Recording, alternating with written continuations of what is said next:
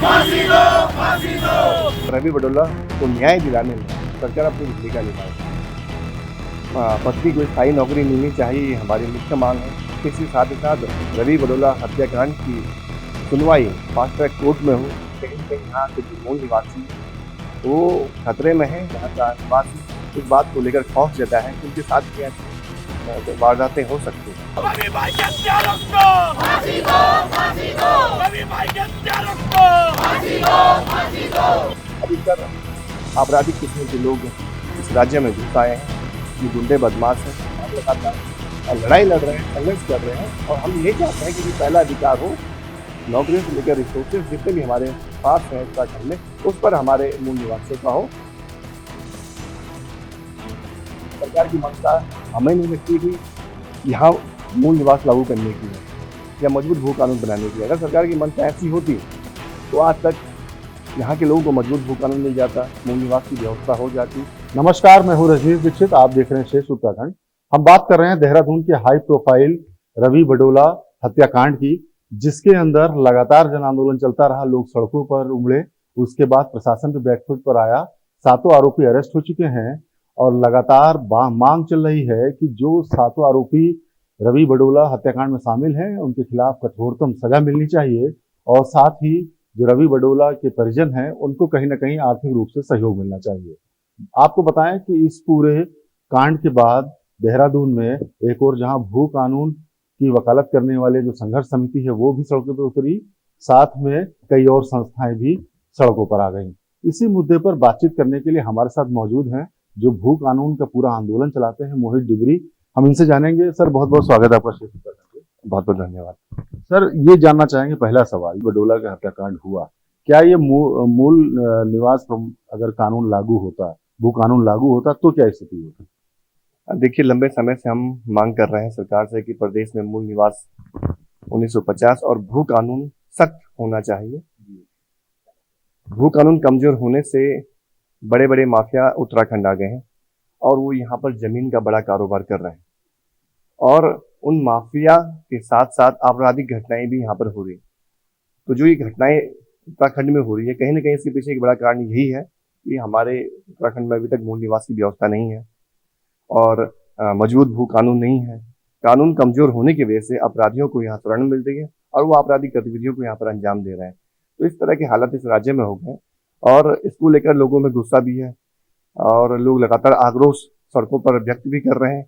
लेकिन सरकार कहीं भी इस पर सुनने के लिए तैयार नहीं है। जो हम मांग रहे हैं, लंबे समय से संघर्ष कर रहे हैं कि राज्य के वजूद को बचाना है, यहाँ के लोगों के अस्तित्व को बचाना है, उनके बेहतर भविष्य के लिए यहाँ पर मजबूत भू कानून और मूल निवास की व्यवस्था बहुत जरूरी है। इस व्यवस्था के न होने से अधिकतर आपराधिक किस्म के लोग इस राज्य में घुस आए हैं, जो गुंडे बदमाश हैं, जो हत्या में संलिप्त रहे अपराधी हैं। तो इस तरह के लोग अगर इस राज्य में आएंगे, कहीं ना कहीं यहाँ के जो मूल निवासी हैं वो खतरे में हैं। और जिस तरह से लगातार घटनाएं हो रही हैं यहाँ के मूल निवासियों के साथ, आने वाले समय में यहाँ का हर एक व्यक्ति, यहाँ का निवासी इस बात को लेकर खौफ जता है कि उनके साथ भी ऐसी वारदातें हो सकती हैं। तो हम यही मांग कर रहे हैं सरकार से कि इस पर जल्द से जल्द आप कार्रवाई कीजिए, मूल निवास की व्यवस्था प्रदेश में लागू कीजिए, मजबूत भू कानून बनाइए ताकि इस तरह की आपराधिक घटनाएं इस राज्य में न हो सके। अच्छा, रवि बडोला की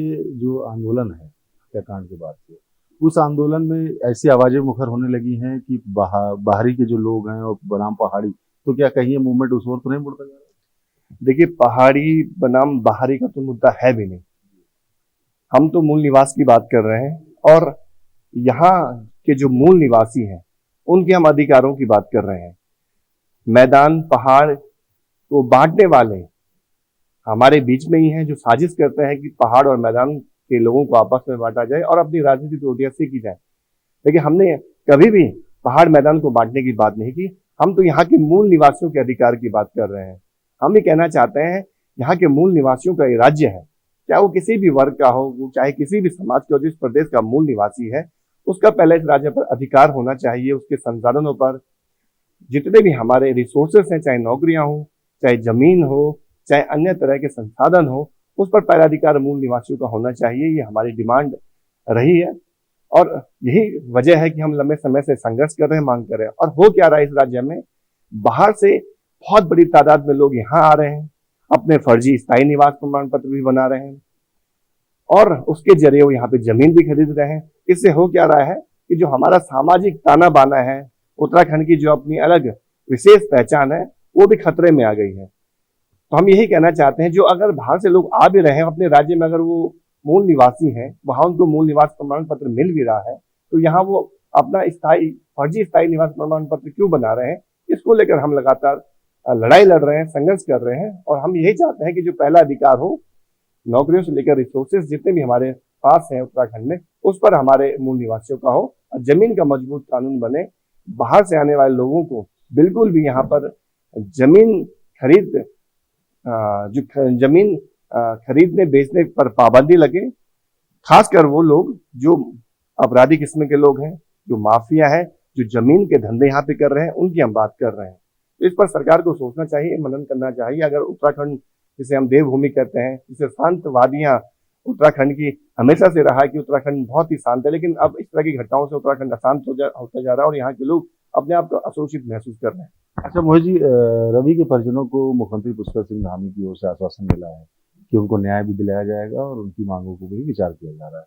तो एक और सीएम ने तो मान ली है उत्तराखंड सरकार ने, आप लोगों की तरफ से क्या कुछ परिजनों के लिए किया जा रहा है?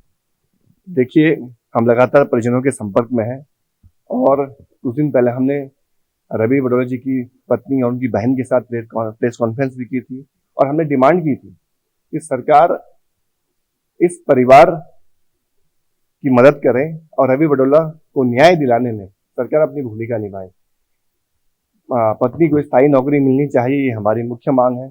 इसके साथ ही साथ रवि बडोला हत्याकांड की सुनवाई फास्ट ट्रैक कोर्ट में हो, ये हमारी मांग है। और आपराधिक किस्म के जो लोग हैं, उनकी सरकार को उनको भी चिन्हित करना चाहिए कि कितने लोग यहाँ घूम रहे हैं। हो सकता और भी अपराधी ऐसे हो जो पेरोल पे घूम रहे हो, और भी ऐसे अपराधी हो जो बाहरी राज्यों से आ गए हों, खुलेआम घूम रहे हो, उनको चिन्हित सरकार को करना चाहिए ताकि आने वाले समय में इस तरह की घटनाएं न हो। और हम सभी लोग रवि बडोला के परिवार के साथ हैं, आगे भी उनके साथ खड़े रहेंगे इस लड़ाई में। और तमाम लोगों से भी हम यही अनुरोध कर रहे हैं कि हमें परिवार के साथ में खड़े रहना है और जो लड़ाई है, यहाँ जो आपराधिक किस्म के लोग आ गए हैं, ड्रग्स का कारोबार देहरादून में चल रहा है, इसके खिलाफ मुखर होकर लड़िए ताकि आने वाले समय में हम सभी लोग अपने आप को सुरक्षित महसूस कर सकें। मोहित जी, ये जो प्रकरण चल रहा है, इसके बाद देखा गया कि राजनीतिक दल भी उसमें सक्रिय हो गए, चाहे वो कांग्रेस की बात हो, चाहे बीजेपी की बात हो। और चूंकि आप मूल निवास की वकालत करते हैं, इसमें यूपीडी के साथ भी आपका जुड़ाव है, तो कहीं ना कहीं ये नहीं लगता राजनीतिक रोटियां भी अब सेकने लगे हैं लोग? देखिए, मूल निवास भू कानून समन्वय संघर्ष समिति एक ऐसा संगठन है जिसका कोई भी पॉलिटिकल एफिलिएशन नहीं है। ये आम जनता की संघर्ष समिति है। इसको बहुत सारे सामाजिक संगठनों ने, राजनीतिक दलों ने सपोर्ट किया है, तब जाकर ये समिति बनी है। और इस समिति की मंशा मूल निवास को लागू करवाना है, भू कानून को लागू करवाना है। इस तरह की जो घटनाएं हो रही हैं, इसको कैसे रोका जाए, इस पर लोगों को जागरूक करना है। इस समिति का सिर्फ यही उद्देश्य है, इसी को लेकर इसका निर्माण भी हुआ है। तो इसमें जो राजनीतिक दल है वो राजनीति कर रहे हैं, तो मुझे लगता है कि ये राजनीतिक मुद्दा भी है, एक तरह से आम जनता की भावनाओं से जुड़ा हुआ मुद्दा है, उनकी सुरक्षा से जुड़ा हुआ मुद्दा है, उनके आने वाले भविष्य से जुड़ा हुआ मुद्दा है। तो इसमें राजनीति नहीं होनी चाहिए, चाहे कोई भी दल हो, चाहे कोई भी पार्टी हो। जो यहाँ के मूल निवासी हैं, जो यहाँ के लोग हैं, उनकी सुरक्षा का सवाल है। उसको लेकर लोगों की अपनी चिंताएं हैं, वो अपनी बात कर रहे हैं, अपने अधिकारों के लड़ रहे हैं। तो मैं समझता हूँ कि इसमें अगर राजनीति होगी पार्टी विशेष की, कहीं ना कहीं इसमें समाज विघटित होगा। तो मैं समझता हूँ कि तमाम जितने मूल निवासी हैं, चाहे वो किसी भी पार्टी में हो, किसी भी संगठन में हो, उनको एक होकर लड़ना चाहिए। मोहित जी, आपसे अंतिम सवाल, जो भू कानून है, मूल निवास है, इसको लेकर सरकार ने अब तक जो भी किया है, उससे आप कितना संतुष्ट हैं, या आपकी संघर्ष समिति अभी और क्या मांगे रखती है सरकार से? देखिए, आपको याद होगा 24 दिसंबर 2023 को एक बहुत बड़ा आंदोलन देहरादून में हुआ था, मूल निवास भू कानून समन्वय संघर्ष समिति के बैनर तले, जिसमें 20,000 से अधिक लोग सड़कों पर आए थे मूल निवास 1950 के लिए और सशक्त भू कानून के लिए। इसके बाद सरकार ने भू कानून के लिए इससे पर भी कमेटी बनाई, मूल निवास के लिए भी कमेटी बनाई लेकिन उसकी रिपोर्ट आज तक सार्वजनिक नहीं हो पाई। तो सरकार की मंशा हमें नहीं लगती कि यहाँ मूल निवास लागू करने की है या मजबूत भू कानून बनाने की है। अगर सरकार की मंशा ऐसी होती तो आज तक यहाँ के लोगों को मजबूत भू कानून मिल जाता, मूल निवास की व्यवस्था हो जाती। लेकिन कहीं ना कहीं सरकार इस बाहरी लोगों के दबाव में है, बाहर इसके जो आपराधिक किस्म के लोग यहाँ आगे, जो माफिया है, जो जमीन के कारोबार में यहाँ लिप्त है, उनके दबाव में है, इसलिए सरकार इन कानूनों को नहीं बनाना चाहती है, ये हमें लगता है। लेकिन हमने भी तय किया है कि आने वाले समय में मूल निवास भू कानून के साथ ही साथ जिस तरह की आपराधिक घटनाएं राज्य में हो रही हैं, उसके लेकर हम लोग आने वाले 1 सितंबर को गैरसैंण में एक मूल निवास स्वाभिमान महारैली करने जा रहे हैं, जिसमें हजार लोगों को जुटाया जा रहेगा। हम हर एक व्यक्ति से सामाजिक समूह से वार्ता कर रहे हैं, वहां पर एक आंदोलन हम शुरू करेंगे। इससे पहले हम लोग अब जल्द एक मीटिंग करने जा रहे हैं, किस तरह से आगे आंदोलन की रणनीति बने, लोगों को कैसे एकजुट किया जाए, उनको जागरूक किया जाए, उनके अधिकारों को लेकर जिस तरह की घटनाएं राज्य में हो रही हैं उसको लेकर जागरूक करने की हमारी आगे की रणनीति है। तो जल्द से जल्द एक मीटिंग होने जा रही है और यहाँ के लोगों के सुरक्षा के लिए यहाँ मजबूत कानून बने, यहाँ जमीन को किस तरह से हम अपनी बचाएं, इसको लेकर हम तमाम लोगों को से मिलेंगे, उनको जागरूक करेंगे और एक बड़ा आंदोलन खड़ा करने की हमारी आने वाले समय में सोच है। तो हम लोगों से मिल रहे हैं, बात कर रहे हैं और हमें पूरा भरोसा है आम जनता का, जैसे हमें आज तक सपोर्ट मिला है, आने वाले समय में इस तरह का सपोर्ट आम जनता के इस आंदोलन को मिलेगा। धन्यवाद। तो देखा आपने, ये थे हमारे साथ मोहित डिमरी, जो भू कानून और मूल निवास को लेकर लगातार आंदोलन करते रहते हैं। रवि बडोला हत्याकांड में भी इन्होंने जन आंदोलन किया और उसके बाद इनको हिरासत में भी लिया गया।